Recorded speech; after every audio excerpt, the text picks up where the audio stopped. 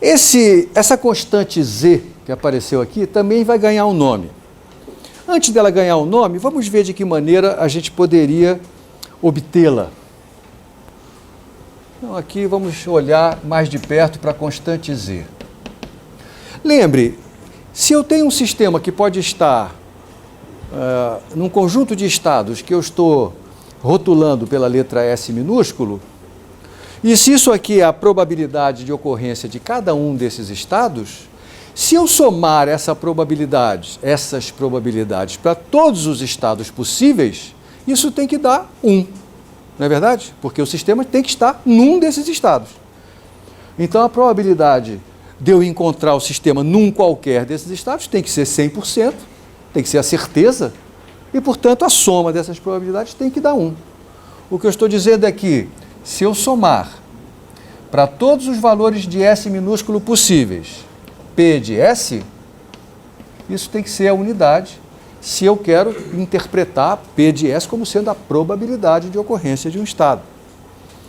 Então, isso aqui significa que a soma sobre S de 1 sobre Z é elevado a menos beta é S, tem que dar 1. Z é uma constante, portanto ela sai fora dessa soma, eu posso fatorar em todas as parcelas, boto o Z para o outro lado, e nós chegamos à conclusão de que esse Z nada mais é do que a soma sobre todos os estados possíveis dos fatores de Boltzmann associados a cada um desses estados.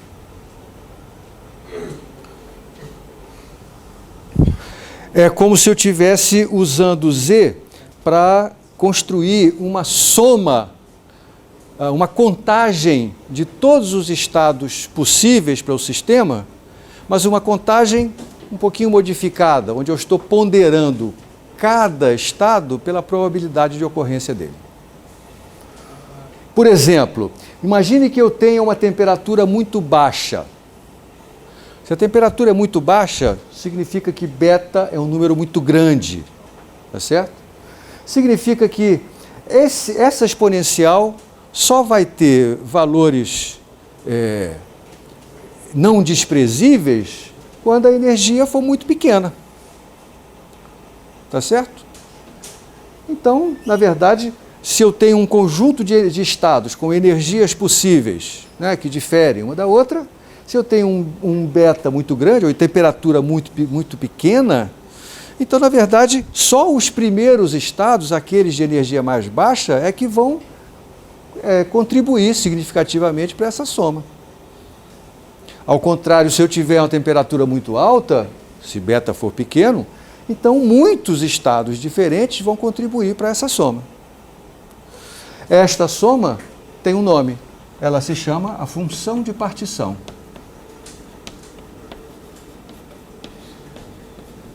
E eu vou mostrar para você, no decorrer desse capítulo, que se eu conseguir determinar a função de partição de um sistema termodinâmico, eu saberei construir a sua termodinâmica inteira. Então, eu estou apresentando, essa vai ser a ferramenta nova que eu prometi apresentar hoje. Ao invés de fazer análise combinatória, eu só tenho que fazer somas. É mais fácil do que fazer análise combinatória. É mais fácil do que calcular fatoriais. Nosso amigo Gustavo acaba de perceber que Z é uma função da temperatura. Na verdade, eu deveria escrever Z de T. Ou seja, para cada valor de T, eu vou ter um valor de Z. Por quê? Porque T determina quem é beta, e beta é um fator determinante no valor dessa soma, tá certo? Então, de fato, Z vai ser um Z de T. Verdade. Isso aqui nos dá, por exemplo, uma maneira da gente determinar a probabilidade relativa de termos átomos excitados. Por exemplo,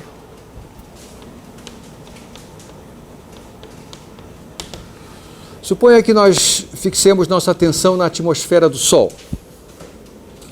A atmosfera do Sol, nós sabemos qual é a temperatura dela. Qual é a temperatura dela? quase 6.000 Kelvin, né? Então tá lá, nós temos a temperatura do Sol, quase 6.000 Kelvin. Nós sabemos que na atmosfera do Sol nós temos hidrogênio, em grande quantidade. E eu quero responder a seguinte pergunta: com que probabilidade se eu for olhar para os átomos de hidrogênio na atmosfera do Sol, com que probabilidade eu vou encontrá-los em estados excitados? Será que é grande? Para determinar isso, eu vou determinar a probabilidade relativa dele estar num estado excitado com relação a estar num estado fundamental. A gente já sabe que não é grande, mas só que fizemos usando uma outra ferramenta, né? Agora vamos usar esta ferramenta aqui, essa ferramenta que acabamos de desenvolver. Eu vou comparar os fatores de Boltzmann, de uma e de outra. Então, nós sabemos que o primeiro estado excitado do átomo de hidrogênio, por exemplo, ele tem uma energia de menos 3,4 elétronvolts, enquanto que o estado fundamental tem uma energia de menos 13,6. Então, a diferença de energias entre os dois é de quase 10 elétronvolts, né? Então, a probabilidade de estar no primeiro estado excitado dividido pela probabilidade de estar no estado fundamental é o quociente dos dois fatores de Boltzmann, né? E o quociente dos dois fatores de Boltzmann na verdade, E elevado a menos beta vezes a diferença de energias, que é 10 elétronvolts. Então, isso aqui é E elevado a menos beta vezes a diferença de energias. Beta é kT. Quanto que vale kT? Vamos fazer uma estimativa que dê para fazer de cabeça aqui. Nessa escala não dá 1 sobre 40. 1 sobre 40, esse é o número que eu queria que você lembrasse. 1 sobre 40 elétronvolts é o valor de kT. Para que valor de T? 300 Kelvin. Então, se eu estou a 6.000 Kelvin, kT é 1 sobre 40, então o beta é 40. T é 20 vezes maior. Isso, então vai dar 2. Então, isso aqui vai dar... Mas cuidado, esse 2 está em que unidades? Está em elétronvolts, né? Então, é menos 2 vezes a diferença de energias, que é 10. Menos 20. É elevado a menos 20. Que é um número muito pequeno. Você sabe determinar a ordem de grandeza desse número? Ele vai ser mais ou menos 2 vezes 10. Esse é um bom problema. Você não tenho calculadora. Não precisa calculadora. Como é que você descobre qual é? O E é raio de 10. Na verdade, eu faria assim, ó. Isso aqui é E elevado a menos 2 elevado a 10, né? E elevado a 2, a menos 2 é 1 sobre E ao quadrado. 1 sobre E ao quadrado é aproximadamente 10. Então, 10 elevado a menos 10. Significa que, para cada átomo de hidrogênio que eu encontre num estado excitado, eu tenho 10 elevado a 10 no estado fundamental. Certo? É isso que quer dizer essa conta aqui. Então, de fato, é um número muito pequeno, como a gente já tinha visto, né? Olha só, eu fiz essa conta e deu 10 a menos 10. O que quer dizer esse número? Isso quer dizer que, para cada átomo que eu encontre excitado, existem 10 elevado a 10 no estado fundamental. Percebeu? Então, isso me diz o quociente entre o número de vezes que eu encontro o sistema nesse estado, dividido pelo número de vezes que eu encontro ele nesse estado. Tá certo? Isso na verdade é um quociente de duas probabilidades.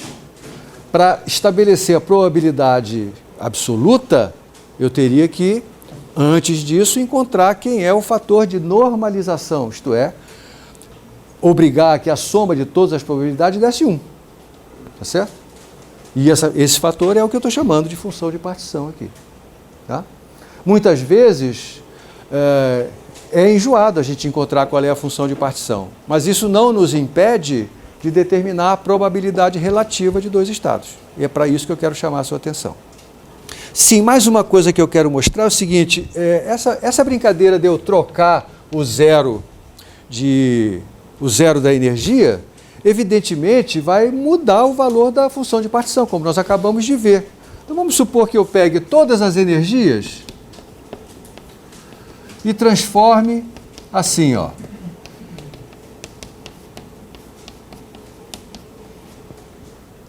Eu simplesmente translado todos os valores de energia. Escolho um outro zero para as energias. Que impacto isso vai ter na função de partição e que impacto isso vai ter nas probabilidades? Vamos ver. Na função de partição, onde eu tinha antes uma soma de E elevado a menos beta ES, agora eu tenho uma soma de E elevado a menos beta E' de S. Isso é a soma E elevado a menos beta ES mais E0. Então eu posso separar isso num produto de exponenciais. E a menos beta ES vezes E a menos beta E0. Tá certo? Mas E0 é uma constante, E elevado a menos beta E0 é constante, posso tirar fora dessa soma, aqui eu vou chamar de Z' porque é o Z calculado com E'. Isso vai dar E a menos beta E0 vezes a soma de E a menos beta ES, que é o Z antigo. Então, se eu mudar o zero de energia, eu simplesmente, em termos da função de partição, eu estou multiplicando a função de partição por uma exponencial como essa daqui. E que impacto isso tem nas probabilidades? Vamos ver. Probabilidade calculada com essa escolha do zero de energia. Isso aqui é E elevado a menos beta E' de S dividido pelo Z'. Não é?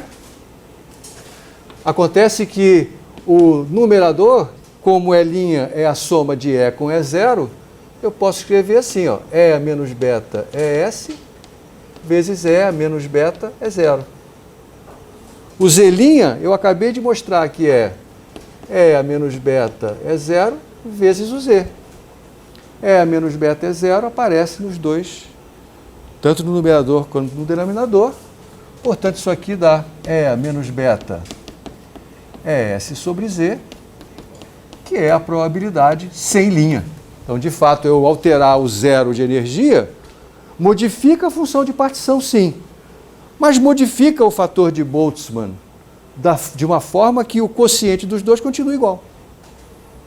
Graças a Deus, não é verdade? Senão a gente estava perdido.